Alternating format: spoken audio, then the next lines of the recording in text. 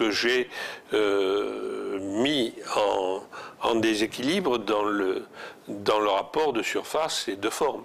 Est-ce qu'on ne pourrait pas dire que cette fabrication des raboutages, oui, je vais l'appeler comme ça, est quelque peu semblable à, ou relève d'une opératoire qui est à peu près celle que tu mets en jeu dans la fabrication de tes objets? C'est le même phénomène de montage. C'est un phénomène de montage. Sauf que je sais, quand je fais un raboutage, que je vais intervenir dessus avec de la peinture. Alors que dans l'objet, je ne reviens jamais, ou très rarement, avec de la peinture. Et si j'interviens dessus avec de la peinture, c'est d'une manière extrêmement sommaire. J'essaie que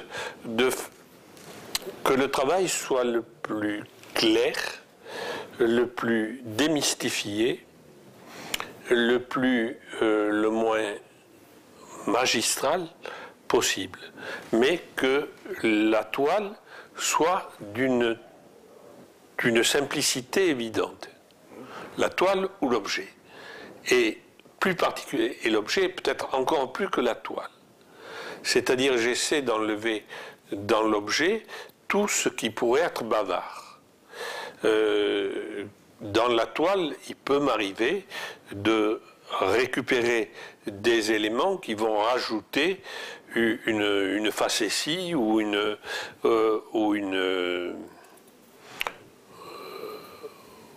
image. Mais ce que en général, je ne fais pas dans les objets. Donc, en plus, les objets ont une précarité, c'est vraiment le minimum du minimum du bricolage. C'est-à-dire, c'est vraiment la chose la plus ténue qu'on peut faire avec les éléments qui le constituent. Et en même temps, la plus fortement signifiante. Il faut que l'objet soit, d'une part, il est jamais constitué de manière pesante. C'est toujours un bricolage extrêmement sommaire. C'est toujours aussi un équilibre relatif, c'est-à-dire que c'est à la fois constitué et à peine constitué, c'est-à-dire que si il y a une boucle qui est passée sur très souvent la boucle, ce n'est pas moi qui l'ai faite, mais j'ai profité de la boucle qui était, et l'objet peut se démonter extrêmement facilement. Il existe dans la mesure où il est monté. Rien n'est vissé, rien n'est forcé, rien n'est tenu. Les choses sont dans le minimum d'équilibre possible. Les objets, pour moi, ont une présence fascinante. Ils sont même chargés d'énigmes. Oui. Pas forcément chargés de menaces, mais de magie, d'une symbolique que l'on ne peut pas décrire. Plus les choses sont simples, plus elles sont chargées, plus elles sont lourdes, plus elles sont